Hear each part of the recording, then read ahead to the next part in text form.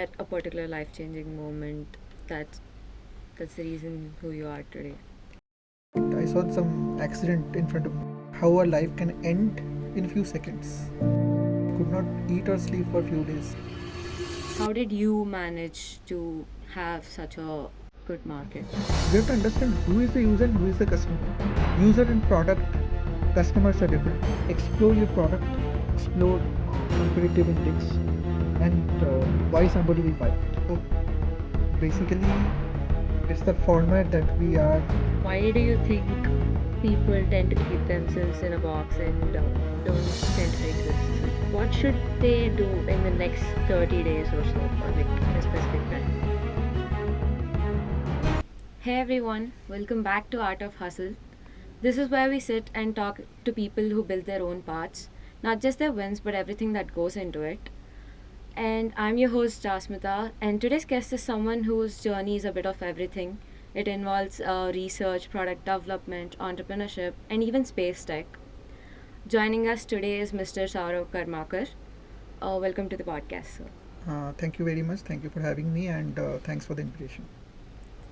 So starting from the very beginning, what made you choose this particular field? Like, I want to get into entrepreneurship, whereas I've heard that your first initial thought was to become a doctor. Very interesting question. So I thought to become a doctor because I was very fascinated about medical, and I feel like life is a magic, and it's a combination of different ups and downs. So in childhood, I used to do a lot of sculpture. So in the sculpture, actually, I used to learn this how to deal with the tools. And during the tools, I used to feel like my hand is very stable. So I wanted to be the surgeon for art perspective, and then very much interested about the life and death situation and how your people are saving lives. And I've seen a lot of situation where doctors are saving lives like from the deathbed. So I was very much interested that in a very a person or a school kid who is actually inspired by seeing this ecosystem or this medical impact or medical community impact. I was very fascinated, and I just thought like I'll become a surgeon, and I'll become like maybe the heart surgeon or something like that, and make people alive from some maybe deathbed or something. So that was the mode of inspiration. But later life take different turns and ups and downs, as I told, and ultimately I became engineer, and from there learned how to integrate lot of products, lot of maybe connected to the startup ecosystem. And surprisingly, I'm again connected to the medical field with the electronics background or maybe the engineering background with the research impact. So that's how it's all about, but very interesting, I would say. I think that's very cool that you've gone from that to this and still making an impact, which is no less to the community. Uh, was there a particular influence that you had that made you want to become an entrepreneur, a specific person or an incident? So I would say that it's basically me who decided to become an entrepreneur because when I used to be a student, I mean, from the engineering or maybe the plus two, or when I was in a school, I used to have a lot of innovative ideas. And coming from a very state board kind of a school where you learn everything in your mother tongue and not in English medium, and you don't have that CBSE and ICSE kind of stuff where you are like knowing, okay, if I go any city, you can explore with other kids. So state medium normally students are a bit backward if we see the reality. But the talent and the quality they have maybe always very good, and they have that. I feel like they have the quality of their self exploration kind of initiative they take, because they know how to hustle, they know how to manage the life. So I got that inspiration from that journey, how to become an entrepreneur. And I try to create my I mean try to pick up different problem statement, try to hustle with that, try to solve it. And I see that there is a huge achievement by helping yourself, by motivating yourself, and at the end you bring some result or impact. I mean, it's just like all self inspiration, self motivation, and at the end you bring something to the table. Being a engineering aspirant, I mean, I'm talking about the school level. It's a big motivation for me, and from there I understood, okay, I can actually create something new. I can become some entrepreneur. I didn't even know that entrepreneur exists or entrepreneurship exists that time, the word or the meaning. But I understood that I can create something my own, and if I have some more helping hands, which is called team, I can create something better, and it can create impact on others life, and at the end adding value. And later I understood that there is something called startup ecosystem, and you can actually create something your own, and become an entrepreneur. So I think, yeah, that's the motivation. And also one more thing I would say, that nobody used to listen to my problem statements. So I thought, okay, I'll do something my own and create that, and I'll solve it. and that impact actually changed lot of people's mindset, not only me, like surroundings and all. And from there I understood, okay, if I can actually deal with this problem statement and actually solve it, I see there's a major impact to creating. I mean, it's maybe on student life or maybe on the faculty from research or something. It's always like there's a one seed is required for you to become an entrepreneur or the research person actually. So that kind of motivation, if you have that kind of hustler, if you are, I think definitely you can develop something and you can become that way as a champion. Yeah. Coming to engineering, it's usually a safe choice. You get a job, you get a placement, and then life's sorted. That's the perspective people have. So, were you aware of the risks you were taking by straying away from that path? And from what I've heard, from third year is what you have started thinking out of the box. So, what risks were involved in leaving that comfort? Yeah, very good question. So, first of all, when I was in first year and second year, I understood that engineering college is just for degree. Okay, nothing else. Even it's a reality in every engineering college. Doesn't matter whether it's IIT or normal college. It doesn't matter. I mean, maybe IIT and IIT they have certain facilities more, or they have some more clusters to make more innovation, or they have more time for students. Certain cases. But for other colleges where we see that engineering is just a degree, or it's like a machine where you basically spend your 4 years to learn something or engage with some curriculum to get a degree. That's all. But I understood one thing, that it doesn't have any significant impact when you go for a career. Career could be job, career could be a research, career could be, as I told, a startup or ecosystem or anything like that. For that you need to understand that what else you can do which can make you different from others, and that is the very important realization which is required for any candidate they are looking for engineering, because now world is changing in a different direction. It's not just so-called engineering which will give you a bag of funding or money or whatever it is. It's all about how you become the self-explanatory and then how you create the impact. This is all about this. It has different time frame, it has different meaning, but at the end the result is actually what it matters. Could be quantitative, could be qualitative. So we should think about how we create that ecosystem within. Actually, it's not about the outside, within that mindset that we can do something, we can create something. And I used to explore IISc to many colleges and many universities. Just like that, I used to go and then I used to learn what they're doing. I didn't have any mentor that time, or I didn't have anyone to tell, okay, you can go there, but I used to just go and see what is happening, because it says that when you want to learn about the environment, ecosystem, you should know what's happening around or surroundings, right? So until unless you don't know what's happening, you are just reinventing the wheel, which is basically I feel good for learning, not for impact. So if you want to create impact, you have to learn where things were. Certain things are done, certain things you can develop, and in parallel, you should also explore yourself, that what you are capable of, and that 1+1 mode actually can help you to create something that you really love about. And the moment you love something and you want to develop something, I think that's a craziness. And when you come to that craziness, I think world will be behind you. Yeah, that is the motivation, I would say. So, like, finding your niche is very important in this current world that has so many startups and has so many things going on. How do you think we as students could explore finding our own interests and trying to make a business out of it? So it's a very subjective question. I would take an example. So for example, if you are talking about nowadays AI is there, I'll go beyond AI. Let's take something like in a very funny mode, I call it not only deep tech, deepest tech. So if I call it deepest tech, means like you're thinking about quantum plus AI plus space, or maybe you go for like a med tech with maybe material science, where you have certain kind of protein analytics. In the sense all the protein level of medical aspects and all.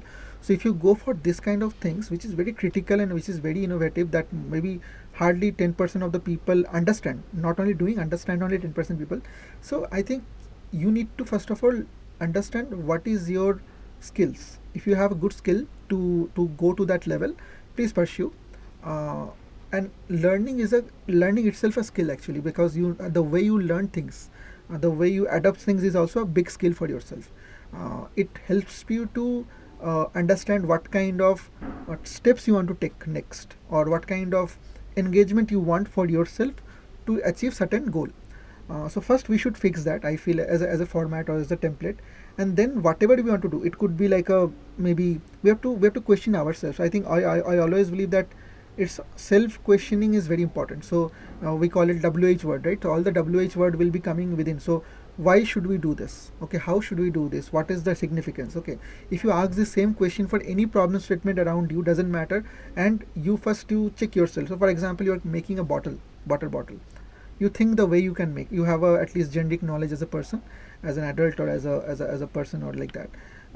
Then think the way it was actually manufactured, or still being manufactured by other innovation or something like that. Then you can understand where you stand in the market, and then what is the gap about that, and from that you can understand, okay, if I have to just make a bottle, even with the engineering knowledge, you don't know a lot of things. So that realization is very important, that what you know, what you don't know, and this external variable can actually help you to grow yourself in a very short period.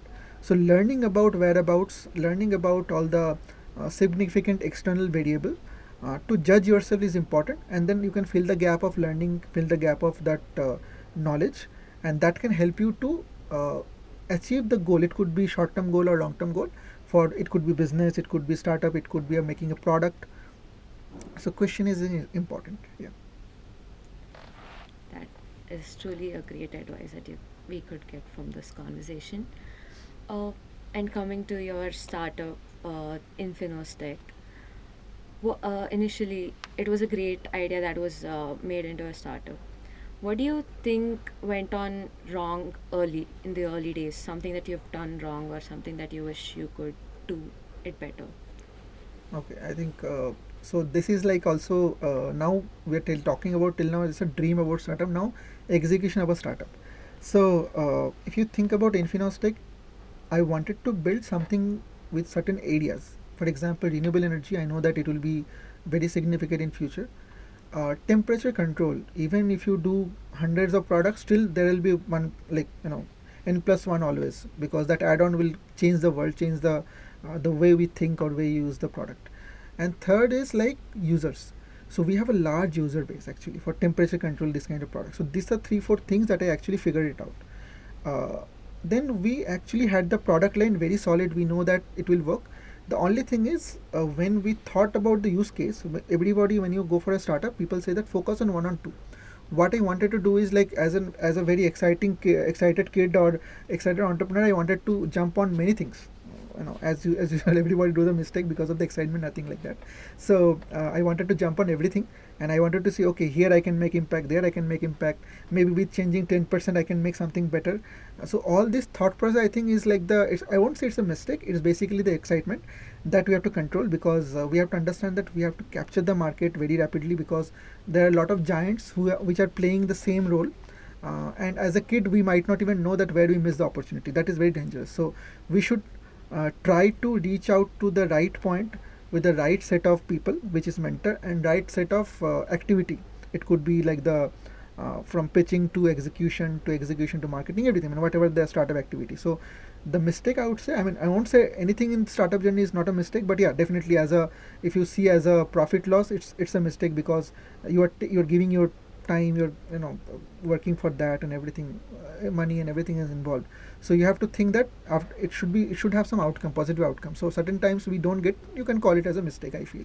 So in that case, I would say I actually choose a very rigid product in terms of like the structure and all, which was actually, I would say, the wrong decision initially, because there are already a lot of alternatives. But now we have certain products which is flexible, and certain it has like a smart accessories together, where we have like a plus b plus c is equal to a product, and individually a plus a b c is also other products.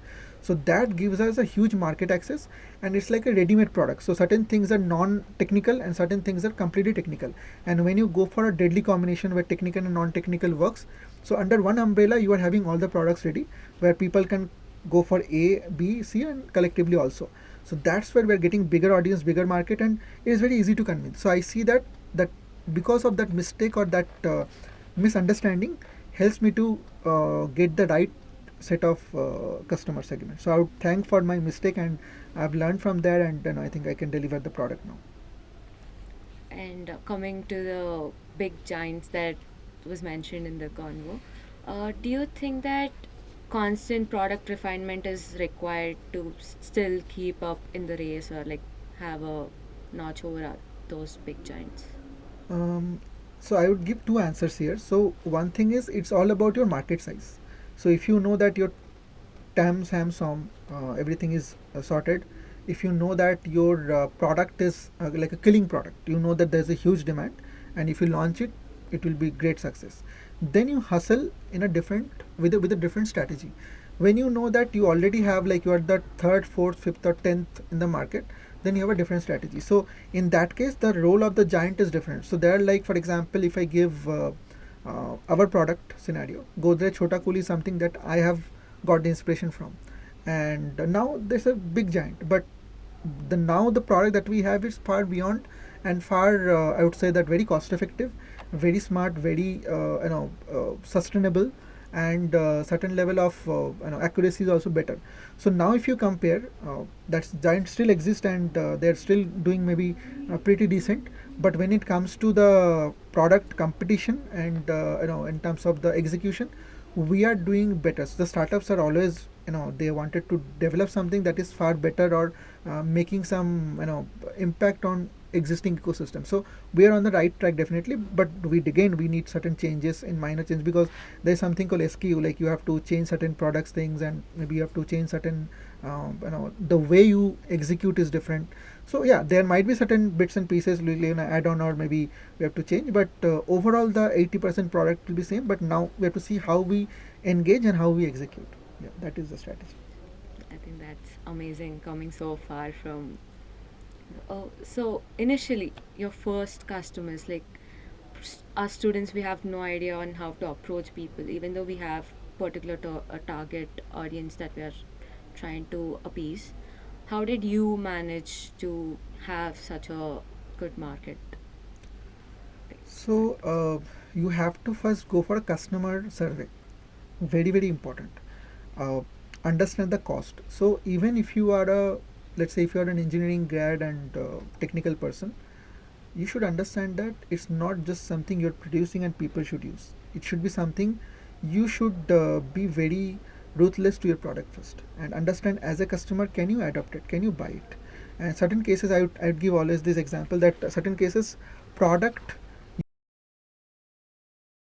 for example, if you buy a eraser or the pencil for one school kid or primary school kid, the user is the student, that is kid, and the customer is the parent. So in that case, you're not convincing the student, you're convincing the parent actually to buy that. So we have to understand who is the user and who is the customer. So if you go for healthcare product, you have to understand that it could be somebody is a patient who is elderly person, and the customer is their son or family or something like that.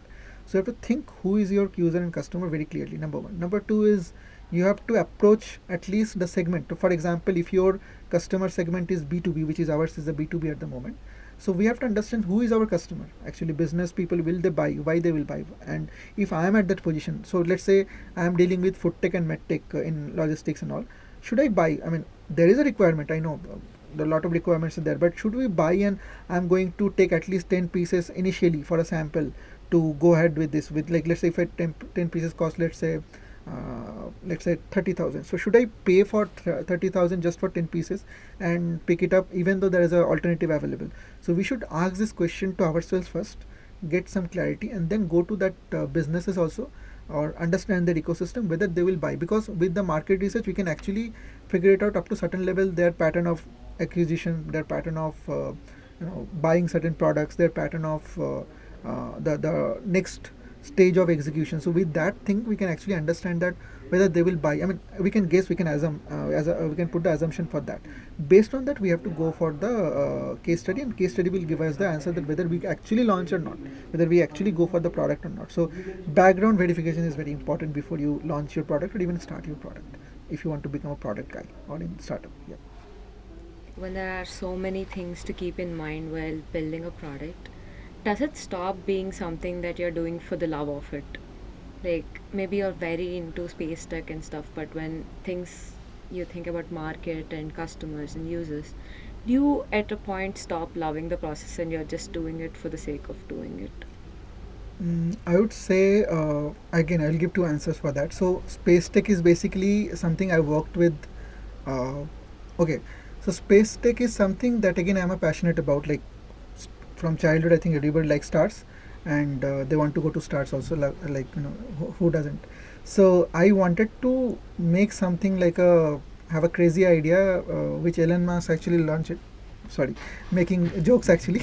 So let's say why wanted to build something in Mars and all. It's like a very fascination kind of stuff, and almost read all kind of animation stories or space movies and all these things as a kid. So then I realized that something is possible beyond the world. And when you talk about space techs and all, people are getting excited. It's a very much attention kind of things actually. But how good it is for attention, but how that much difficult it is for execution actually. So what I wanted to do is I wanted to learn about how actually space works, because being in engineering college, even if you're from electronics, I'm from electronics as a BTech or graduation person. So it's very difficult to get hands-on experience real space tech, whether it you go think about satellite or maybe chip design for satellite or maybe rocket and all. It's like a beyond imagination. Until unless you land into some ISRO internship, you are not getting it actually, the hands-on experience. So how to get that? So I was very curious. So then I look beyond India. Actually, I got a lot of communities where they work on the space tech from different universities, like and connected to the European Space Agency. I worked with people with Max Planck and become a part of NASA Space Up Challenge for as a mentor and all. So then I got the very hands-on experience how to like make rocket launching, different kind of projects, actual Mars analog mission. I actually worked with the European Space Agency related people and some United Nations groups also, where we become all volunteers to actually send astronauts to Mars.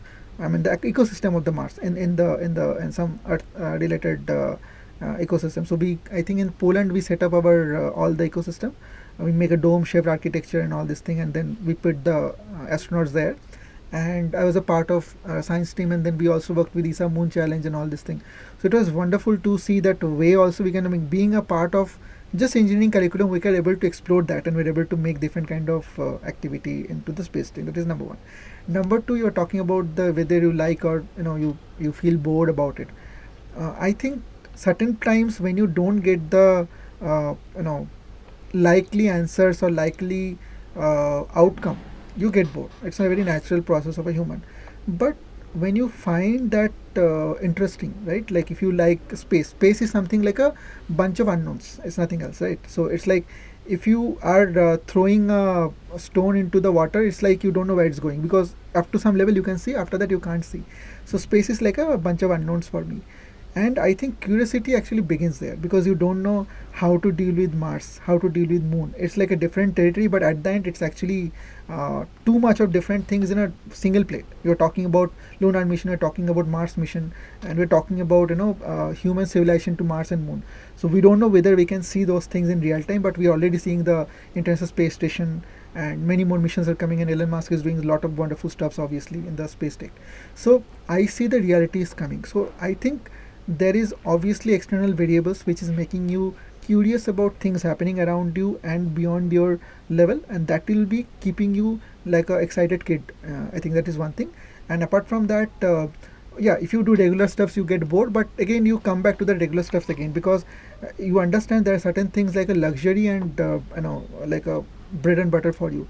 So bread and butter is always like a very boring, but you keep doing that because if you wake up from bed you do a lot of things which is common, and we know that we get bored about it, but still we're doing. So it's like that, life is like that. But that helps you to become healthy, that helps you to become dynamic, disciplined in certain angle. It's your own way. It could be learned, it could be earned, it could be the way you think. So it could be anything, and at the end you actually make good identification of your timeline, identification for your thought process, and the way you execute things is very interesting. So I think it's a very creative stuff. So I think you be more creative, you add more variables to your life, your moments and all, and that at the end you will make, wow, I have done something great, I never thought that I can do. So that thing will keep motivating you even if you do boring things and if you do more exciting things. Yeah, that's the thing I can say. most students would want to know this one particular question that I'm about to ask. We constantly have elevator pitches going on where we go pitch our ideas, and you have managed to secure like thousands of dollars in grant through government initiatives. Do you think there's something particular that people look for in a pitch, or maybe something that you would thought would apply perfectly in a pitch? Okay, so if you are a single student entrepreneur, because most of us we start single, okay. If you're lucky, we get some two co-founders or few, and if you're very lucky, we get a good team. So a lot of times it's luck. It's about your perseverance. It's about your thought process. So people will get motivated by you. But if you are a solopreneur, then you should think about the product and customer. Actually, that is the first thing that you do. I am doing XYZ for XYZ people, and they will actually get it. And the customer, the judges who will be judging you, at least they know that customer is the end goal. If you have a product, if somebody is buying, that's all is very important. In between, if you're making something very generic, maybe for example you're making some sort of steel pipe, for example, you are making maybe you're cutting down the cost from 4 rupees to 2 rupees. That's a big innovation because you're actually innovating the process. And it's like it could be like 100 crore market, could be like a 1000 crore market, you don't know, right? Because you're adding more customers due to your cost reduction. If you think about innovative product, then you have to focus that what is the competitive index and how you are basically making the impact on that particular product and why customers should buy your product. So at the end, I always tell that customer is the god. So you have to actually think about customer, you as a customer first, and judge that, and then it should reflect in your elevator pitch or your normal pitch or whatever it is. So you should be confident enough for your product. Sometimes we may be facing that lot of judgments are not going as per our direction, as per our expectation. But I always believe that you should be confident about your product. Doesn't matter who will think what and who will say what. It doesn't matter. uh, I was having this journey from last 3 to 5 years, I think 5 to 3 years, I guess, I think, if I can say, when I'm adding bits and pieces. So when I initially I was entirely wrong by everyone, but at the moment all this third party is telling you're right. So how it is changing? Is changing because of the you can say continuous evolving of your idea, continuous evolving of the product, and you're getting more clarity about the customer, and you're able to add those point the validation that was discussed by the judges or maybe the criteria or something, and at the end you're executing it. So execution, client segment or customer segment, and your innovation, if you're having the innovative product or deep tech product, this actually matters a lot. And who will understand, definitely understand sometimes. So we say that sometimes we are talking to wrong audience or we are talking to wrong set of people. But I think validation from every set of people is important, because at the end you understand that where is that market, where is the judgment criteria. So those things are always becoming your asset in terms of information and experience. And please use that and get it through, and make certain impact with this knowledge. Okay. And also I would say that don't only focus on your problem, give your thought process to your fellow entrepreneurs, give your try to be very supportive. That helps you to become a team person actually. And as an entrepreneur, if you are the CEO, CTO, the CXO role, you should be the best salesman for your product. If you are not, then I think somewhere you are like doing something wrong. Because if you see the people who are coming from tech background and become entrepreneurs, they are already having domain expertise.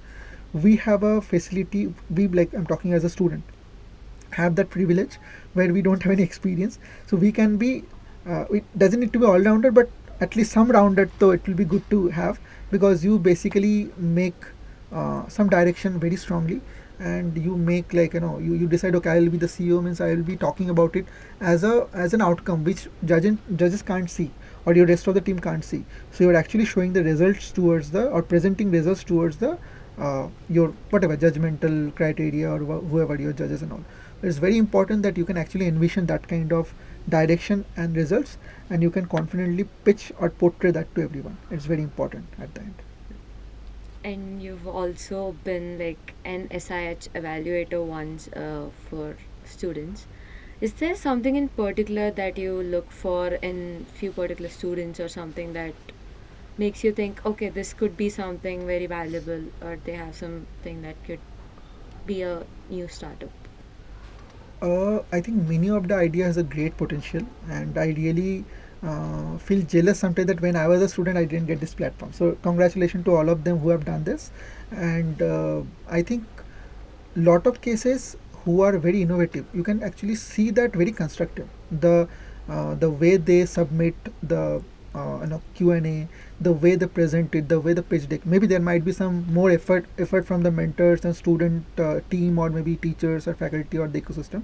But the way it was presented is very important, because when you are presenting something to a third party, uh, who are unknown. I mean, basically, it's like unknown variables. I call it like external variables or unknown variables. Either you don't know or they don't know you. So it's like a both side is like a unknown to each other. So you have to make sure that your product, that 5 minutes or 10 minutes, whatever that judge is getting, or the mentor is getting, evaluator is getting, should understand your problem statement clearly, and where you are different. Because at the end, the moment you become like, you are getting like the pass on, basically you are basically filtered by the judges and you are become the finalist and all. That means your solution has certain potential from the other competitors, right? With the same segment or as a generic. So you have to be very clear that in that particular segment, it's like an exam, right? So you are getting certain timeline, you're getting certain word limits, you're getting certain presentation criteria and template. Within that, you have to present your idea perfectly, so the third party who doesn't even have the domain expertise can understand the impact. That's what you should do. And if you can do that, I think even if you win or lose, you are able to explain your idea without you being in front of that people. That's a great potential for a person. Even doesn't matter if you're an entrepreneur or not. That's a great thing, because you you are not there, but your product and your solution is speaking to the greater audience, is the great impact. And I think from there you can create a lot of new ventures. So it's very important that you can it's not self-exploratory. So you have to make sure that whatever template is given, you should be perfect to that, at least justify it to your requirement and your execution. Yeah. I think. Is there a specific mindset that people should be having when they're getting into entrepreneur side? Or was there anything that like largely shifted in your mindset once you got into entrepreneurship? Like you had this kind of thought process and now it's entirely different. I would say that definitely sometimes when you have a fixed set of mindset, it depends on a lot of things, like where you're coming from, what kind of culture you belong, what kind of education you had, what kind of family support or not, whatever it is you have. So these are like a very personal things. But I think when you are in some engineering college or this kind of technical degree or medical degree, whatever, you are not just exploring some education, you are actually exploring the way you can make better process. So for example, when we go for a computer, we know that what is the first generation computer. Now we have a quantum computer coming.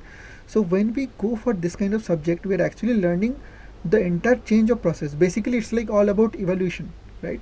So all this evolution matters. So we should learn one thing, that if we keep evolving ourselves, that is the thing. Like nowadays people are telling, no, this data is the new oil. So same thing, like I feel like like if you keep evolving yourself, that is something will keep you dynamic. And so whatever set of understanding, set of thought process you had, keep it with you, but also be open to the change.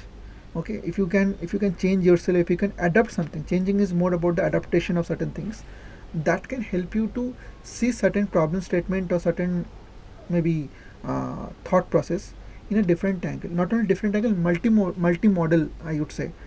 Thought process are very important, the way you think, the way you execute, and that gives you power of multi execution system, I call it. So that means, like, I believe this way ki, like if you are, let's say, age of 25, but because of your thought process, because of your adoption, because of your this kind of change of attitude and your adaptation technology, I mean technique actually, you learn how to execute better, and that gives you, I feel, mental age is better. I mean, at least 5 years more than the your physical age actually. So that can make you more evolved. That can make you more humble.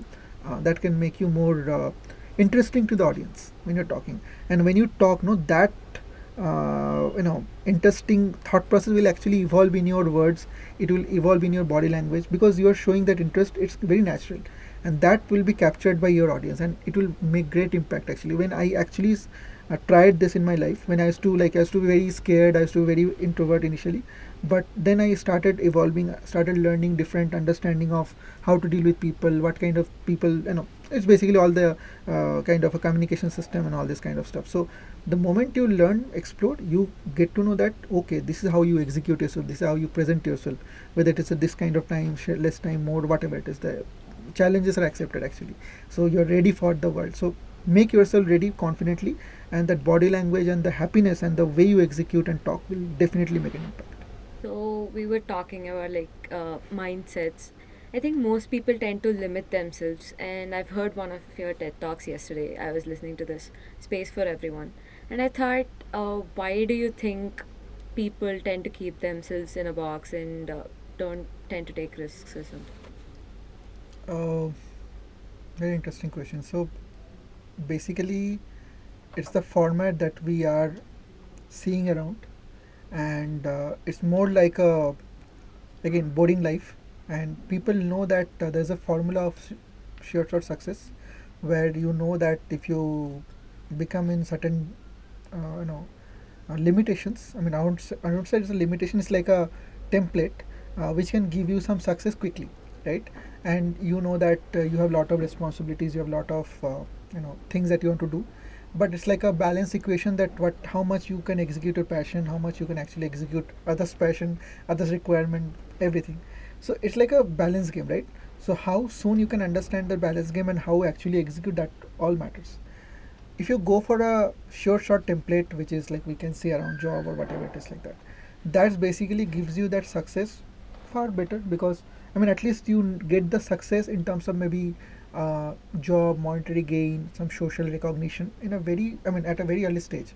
But when think about taking risk, that coming from a country which is having lot of bitter past and bitter you know uh, journey, hustle, in terms of independence to everything, if I can use the word, then people are looking for a safe life. Nothing wrong in that. But now we're in the global village, where we're talking about different hubs, different kind of technology hub, different type of innovation hub, different type of journeys. So we need to actually evolve, and that's where I think the risk taking part is very much important, because if everybody is not taking risk, then the person who will take risk will win very easily. So let's think beyond us, let's think just from the nuclear family to a global family, and we should try certain things in our level, at our level best, because the only time we can get to take risk, I think, the college time. So if we can actually take a risk in that time and try to execute our idea whatever level, because I tell you, like, my product started with a thermocol box. So from there I started actually. Okay, uh, just 10 rupees, 20 rupees, doesn't matter, right? So you can actually showcase your prototype and get some validation at a very low stage. It's possible. If you think about space tech and all, and you're talking about a TEDx talk and all, so in TEDx talk I wanted to show that being an electronics engineer can talk about space, where you don't have to be a kind of an astrophysicist or a rocket scientist actually, and you can actually add value being from the domain or being from certain passion that you are about. So I was very much excited about Mars colony, and I don't know anything about architecture, but still I thought, I know art, I did some designing courses, I can do sculpture and all. So from there I took a inspiration, like how can I do designing dome shaped architecture. I studied dome shape is very easy to design, or like that. And then I thought, okay, how a normal house would be, how many we know about BHK, 5 BHK, 2 BHK, all these things. So I thought to design that initially. Obviously it is not perfect, but think a person who doesn't know architecture, and after, even without having that knowledge, understand what is the beam, what is the what is it called, I forgot the term actually. Like one side is let's say fixed, and one side is variable beams, like different kind of things are there, right? So all this kind of structure I learned in my robotics journey, in my triple IT research also. I learned about the a lot of beam structure due to my soft robotics research. Nothing to do with robotics, but I learned beam structure actually. So it's very fascinating for me to go for cross functional or cross knowledge, I would say. Like, you are learning from different subjects, you're executing together. That's basically a system engineering. Okay, and that's a very good thing to be, or maybe gather that knowledge at very early stage, where you know that okay, this kind of experiment I can do with myself, and I can come up with something that even I never executed. It's a very interesting thing. So you should do that. And then if you think about space, as I told already, the space is a bunch of unknown, and if you are motivated to explore the unknown, it will never end. So you should always think about how can I explore, how can I be not be very bored, not very I should not limit myself. And it will take you to some level. I feel like this universe take you when you're passionate about something. I believe in that actually. So if you aim for it, if you are passionate for that, it will come. The opportunity will come at certain level, and you can actually see that we are able to do that up to certain level. So think about coming, you come from certain place, or you're coming from very niche background and doing something at your own level. It's a very interesting thing. And somebody from maybe European Space Agency or NASA are telling that it's a nice idea, a nice concept. That's great for as a student level. It's a great motivation. So I think we should explore, should not think inside the box. Explore that also, to satisfy your initial success, but it should not be only your initial success. It should be something that can motivate you to grow more and engage you with more unknown variables or motivations. Yeah. So, like connecting dots from one thing to another and picking up skills as we go. Do you think a product is possible, like in any field, like making a product? Because there is like few fields that you cannot. Like I personally love criminology or something related to criminal psychology. Do you think I can still make a product or something, gathering a lot, maybe mixing some IT into it or something like that? How do you think it's possible? Very good question. So I would say that it is possible. Uh, if you think about criminal psychology, it's again the part of psychology and lot of investigative methods. Then now you're putting that data into AI. Obviously, AI is everywhere, so you can't go without that. So I'll make even joke out that. So normally AI is basically artificial intelligence, but whoever I work with, if their name start with AI, I basically tell that's their intelligence actually. So that's how basically I make a joke. But anyway, coming to your point is, you should think what are the skills you have. That means when you cook something, you know that you need certain ingredients, and then you follow some videos, and ultimately you come near to that food product, if I can use that as a food product.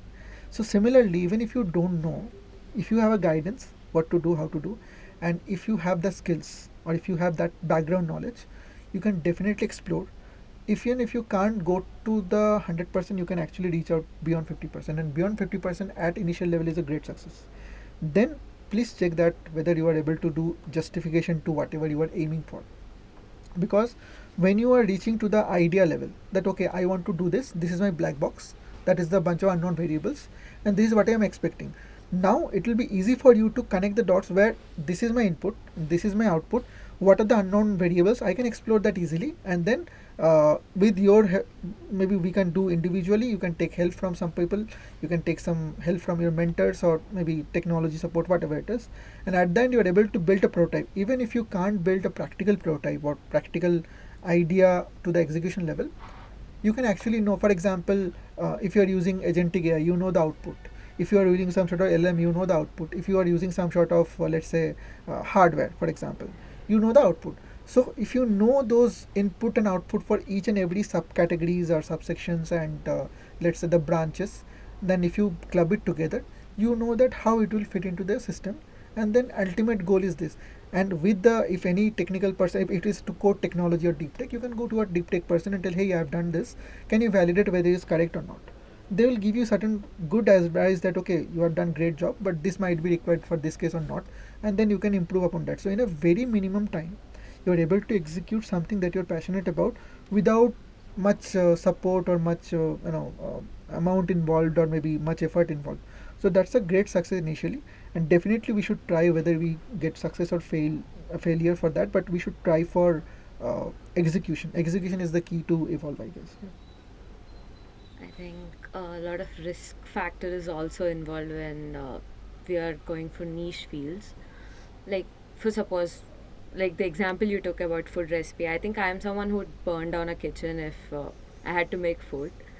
So when you're at that point, when you're when everything is backfiring or maybe you're at your lowest point, what do you think gets you back onto the track and still keep going on? So actually, this question is valid for different stages, different kind of things I've tried. So when it comes to let's say starting from engineering only, uh, I used to just explore other things which I am interested. So I used to try to connect like a point. So for example, if I like cartoon and I'm getting bored of my engineering studies or maybe some sort of projects and all, then I try to do something that I like and that can help me not to be more bored about what I don't like. That's a temporary kind of a relaxation. But if you think about a permanent kind of thing, which normally never happens because you have to part of if you are a part of the same ecosystem, same journey, somewhere you have to actually face that and get some solution out of it. So I always believe that you make more hobbies, more passion about certain things. Don't get addicted to certain things, but have more hobbies. Actually, hobbies can actually help you to explore your hidden talents that even you don't know. Certain times we know that we can do certain things by other people, like we know maybe one day you just suddenly start trying singing, okay, or maybe suddenly you try to do some sort of poetry. You didn't know, suddenly it comes very good, and you tell, wow, I didn't know I can do that also. So this kind of things come sometimes from the third party friends, family, and it can also come from you taking some initiative. Okay, let's do that. No, let's do that. What will happen maximum? I'll just get some fun, or people will make fun of me. It doesn't matter. So it will grow yourself and as a mature person always. So I would say that let's have more hobbies, let's have more ideas, that the gap, whenever it could be positive gap or negative gap, and I have a very specific term for that. I call it negative motivation and positive motivation. When I had a different time where I was very depressed and all, I don't know what to do, I took more positive load to suppress that negative load. So for example, I created startup when I was having, let's say, no job, for example. So that time I thought, okay, I have to do something for the startup and all. I don't have to think about I'm not into job or something, or I don't. My friends may be having job, I don't have the job. I know. I'm trying to make more justification for the startup, for the product. So then this positive load or positive inspiration is helping you to get out of this kind of vacuum, and making you to work on that particular moment. So I think this is a great thing. If you can adjust yourself with this kind of vacuums, with the different thoughts and action, that can help you to keep moving, keep hustling, and at the end I think some good results will definitely come rather than having nothing. Yeah.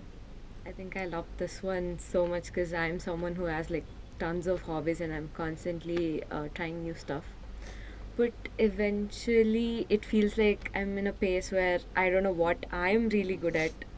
So, was there a point of that happening to you, like thinking, okay, I'm just being a jack of all trades and like master of none or something of that sort? it will come with the maturity sometimes. Like as I told, no, the way you explore yourself and the way others explore yourself, both you have to combine. Because certain times, judgment can come from other side, whom you trust, or at least you take that judgment sometimes. That okay, I'll take it, that decision, that opinion about yourself. Sometimes you know that okay, maybe you can divide your goal as long term and short term goals. So for example, I wanted to build some space stuff, space techs and all. But I see that suddenly if I am going to do the same thing 5 years back, unfortunately I could not do. It's very difficult to build space tech actually as a core space tech, not the educational stuffs and all. But now is the time when I can actually build the space techs after some time. Maybe with market is evolved, government is ready to support and all, and I know the ecosystem. Now I have certain knowledge also because space is about heavy investment. So now I can think about it, but till that I am able to complete my startup journey with certain other products, and I am able to get some success. I'm able to get some grants or maybe funding in long term and getting investors or all this kind of engagement. So see, the way you plan your thing, it might not go always 100%, but if you can think in that way, okay, this is my long term and short term goals, I love it. But like it's like, you want to eat biryani in lunch only, not in breakfast. So it's like that. So you plan it, okay, I'll eat, but I'll eat little later, not now. So you can think in that way, that when to execute and what kind of backup you need for that. So everything, I believe that everything has a kind of external variables, and internal is you basically. So if you can balance that and you can figure it out that okay, I need this later, I need this now, this way you can actually plan it, and overall you can see that people are also around you, they're also kind of happy. So you're able to manage your family, manage your maybe passion, and at the end you're able to make everyone happy. It's not possible to make everyone happy, but at least certain level you can make everyone happy, showing that see, I am having some progress, I am having some kind of growth, whether I'm pursuing my passion or whether I'm pursuing whatever the maybe the world is asking me to do. At the end I'm growing, so that's a great sign at the moment in a very competitive world. So I would definitely say that have some planning, have some understanding about your short term, long term goal, and go ahead with that. Yeah. I think that's a great way to look at things. Uh, Coming to, you have also published research about various topics, and I've gone through a few articles. So I was just wondering, is how much of research goes into founding a business, and how do you think we as students can get access to multiple stuff that we never thought that these doors were unlocked? So, what do you think should be the process towards research for a product or making a product? Okay, so for research, I have two answers. One is the academic research. So, being a part of IIIT Hyderabad, I have been doing PhD and MS. So that's the academic research. Academic research is all about you're taking a problem statement. You see the again, you are not reinventing the wheel. You see that whatever has been done till now, and then you're building upon that, or you have a very unique solution which can actually become a revolutionary. That also you can propose. That's one way of seeing that. Every academic research might not turn up into some sort of product or customer centric product. So we have to be clear about that. What is our end goal in research? Because sometimes that result could be that certain things doesn't happen. It could be also a research result. Okay, so people say that when you Thomas Alva Edison is building the bulb, right? So there are I think I forgot the numbers, maybe 2,000 ways of not having the proper solution. So something like that. So same thing when you go for research, what to do and what not to do and what is your desired outcome, whether you're matching or not. That's the outcome actually. When you're going for the product, you already know that who is your customer and who is your early stage adapters, whatever stage you are from actually. So you have to think in that way, and you have to build perfect customer centric product. There is no other way actually.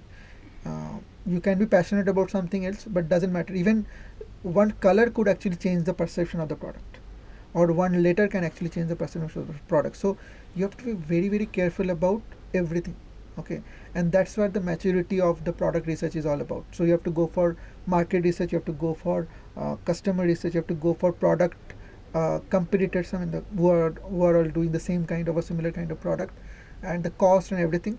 After all these things, then you should launch your product, and that's where you should go through. Until and unless, I would say that you keep hustling about the way you think, or you change your thought process, bring the most attractive customer centric product. That's all. That's all. Nothing else. I think every entrepreneur has like that one moment that shapes who they are. Like, was there a particular life changing moment that that's the reason who you are today? Yeah, it's actually so. I used to work in Bangalore as a guest faculty in Oxford College of Engineering, surprisingly in architecture department.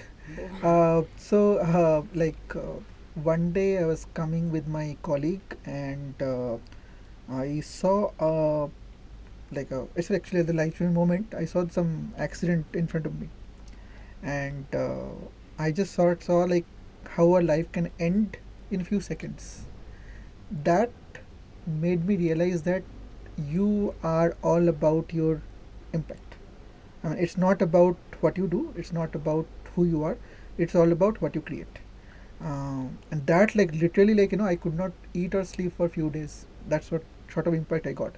Then I realized that okay, if a person can die just like that, because death is very surprising and it's nothing in our control, can we do something that it makes sense? It does, and it doesn't matter whether you are like, it's very very spiritual thought, but beyond your consciousness, like as a human, can you do something for people? So in my childhood, I used to help lot of blind students to write exam.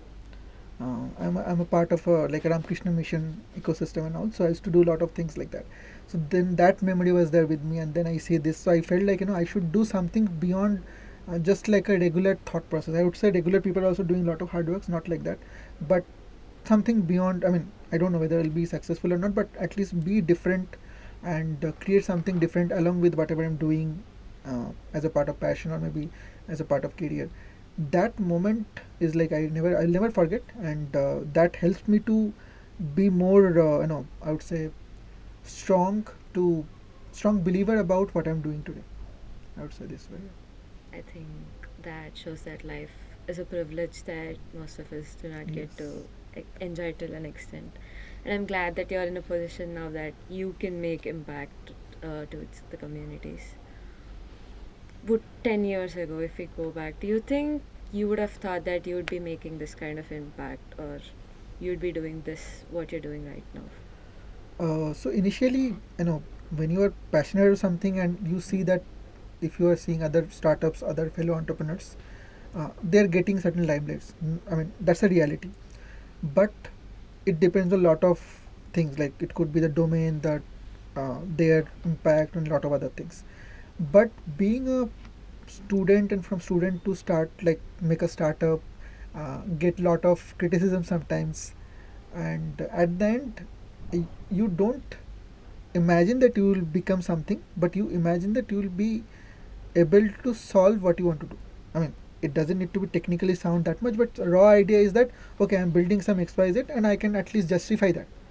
Now, when you justify that, during that time, you can actually go through a lot of experience which will make you get a lot of recognition. It could be a part of competition, it could be a part of grants, but this way you are at the moment you go back, as you asked the question, when you go back 10 years back, you say, wow, this is something great achievements I've done. Okay, still I think it's not big, but still something better than nothing, but is always motivating because you start from nothing and you land up in something that is appreciated by others who are not like just appreciating because you they are their family relative, nothing like that. They are the real evaluator of you, mentor, whoever, in a different angle, and they're actually appreciating that something you have done is very impactful. And that's, I think, the whole about your piece of your life, I mean, at that particular moment. But definitely, as I told, entrepreneurship is a journey, and it's like a friendship with certain product and keep evolving. So it definitely it will grow, and we always expect that something better. So with that note, I can say that yeah, we definitely expect something to be better. And in 10 years, do you visualize something being completely different, or do you see yourself still in this similar lane, just doing better? So I expect something very different from now. Because if it is like initially you asked me the question about when you what you do when you are getting bored and all. So let's say being a human, definitely we have time where little bit getting bored and all these things, ups and downs.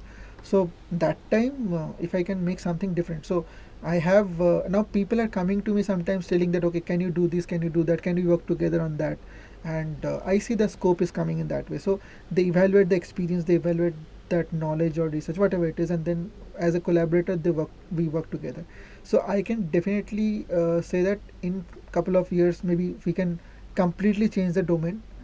It could be also something like whatever I'm working on upon. I mean, let's say that product that I'm developing now with my team, it could lead to some extent actually. So it could not be, it not it may be, I call it like a terrestrial and extraterrestrial. So we start with the terrestrial product, but we can land up with the extraterrestrial, we don't know. So that's the magic I want to imagine, and I want to feel it in future. But definitely it depends on the domain that we work and the area we explore. That set of information can or knowledge can help us to grow in that direction. But definitely I'll be happy to get more exciting moments and experience further. Yeah. I think I've learned a lot just by being in this conversation. Like, there's like a couple of questions that I want to ask, like rapid fire, and maybe like any answer, anything like works.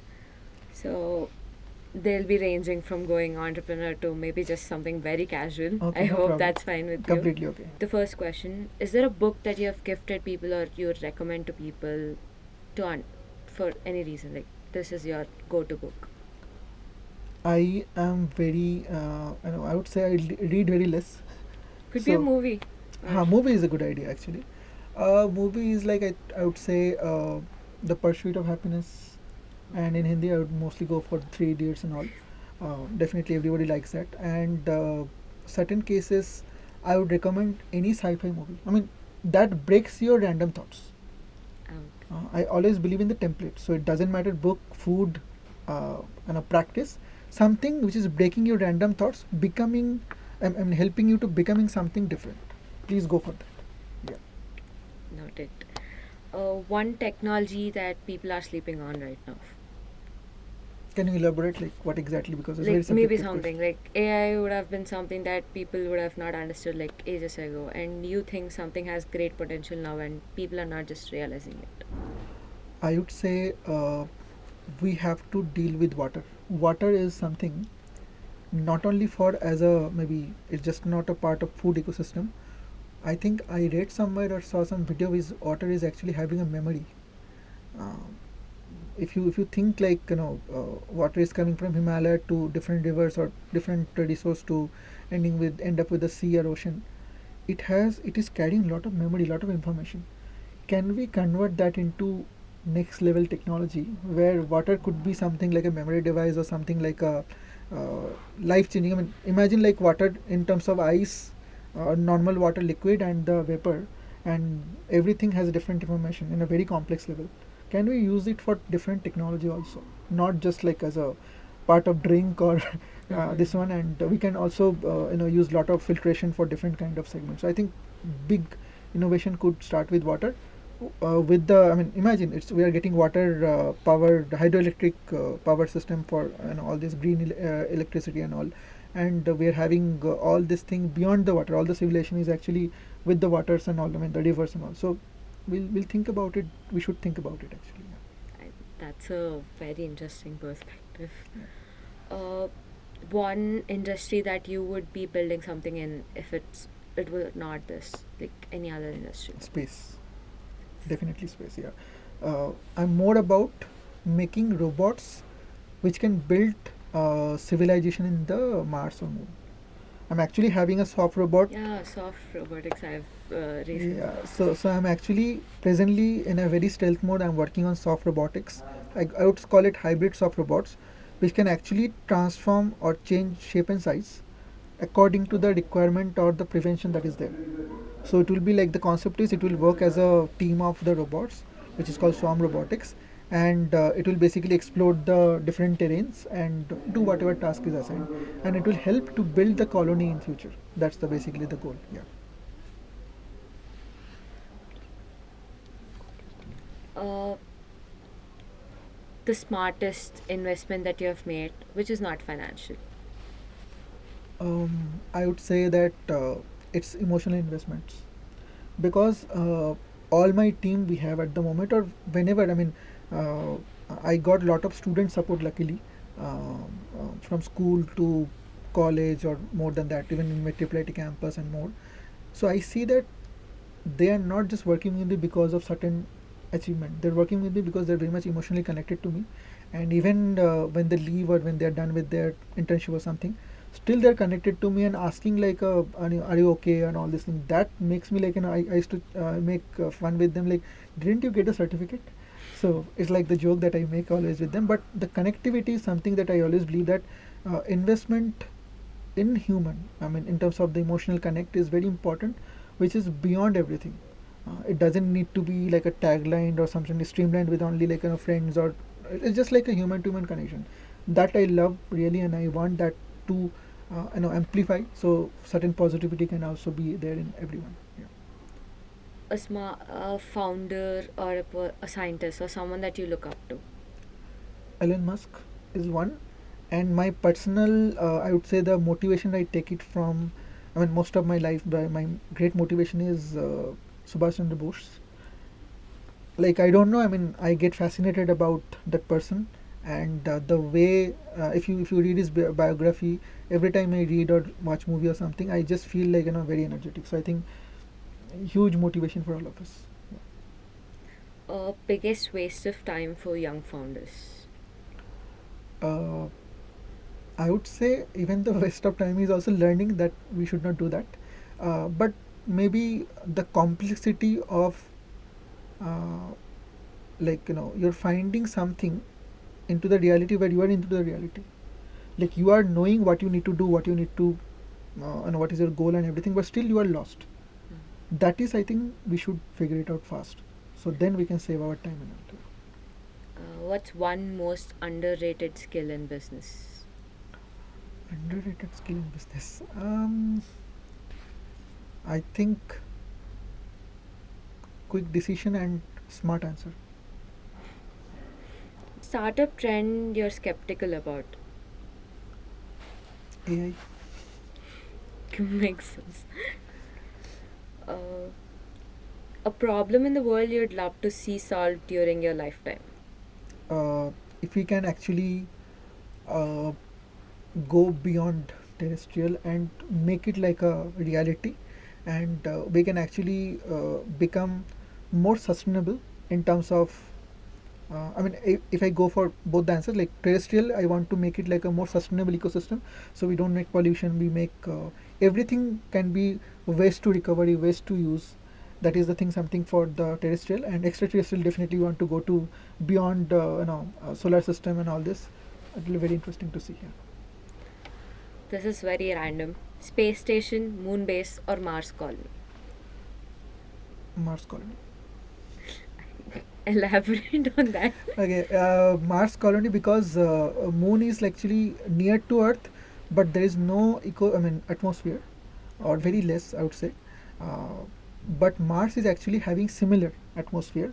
So there is a habitable zone in solar system, which is basically Earth and Mars, which is like able to have the potential ecosystem. I mean, for future, if you have to go for some sort of human civilization, Mars is near to that to adopt easily than Moon. But Moon has lot of minerals and lot of natural elements that can help to build even lunar colony. But we should go underground, not like the way we go for the terrestrial. Yeah. That is fascinating. Um, if you had to compare building a company to something, what would it be? Is it like a roller coaster, a chess game, or something else? Uh, every company will be very innovative and unique. We can't put into some template, but compared with the template, in that case, both of them will be good to compare. Yeah. Um, most people think entrepreneurship is about dash, but it's actually about dash.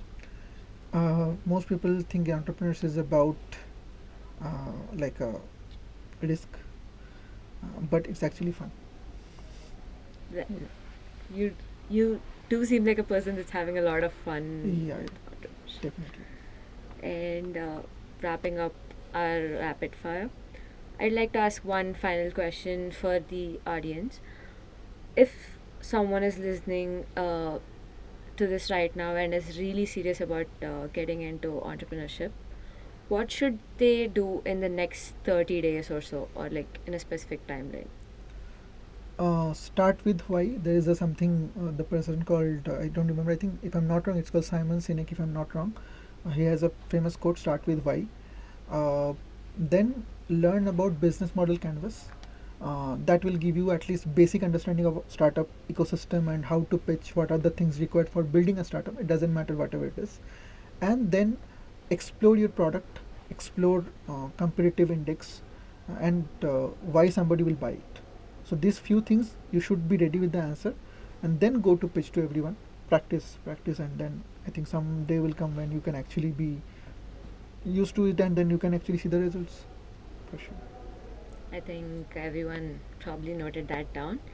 And thank you so much, sir. This was like a very fascinating conversation. We've explored different fields. And to everyone watching, thank you for tuning into Art of Hustle. If you enjoyed this episode, do reach out and we can tag in the socials of sir here over here, and maybe you can just try connecting to him with your ideas. And we'll see you in another episode. Thank you. So thank you very much for having me, and thank you for this wonderful conversation. Thanks to Wasabi College and Entrepreneurship Cell for having this wonderful moment and I think I told a lot of things, and it helps me to become more self-explanatory for during this conversation. Thank you very much for all of you. Thank you.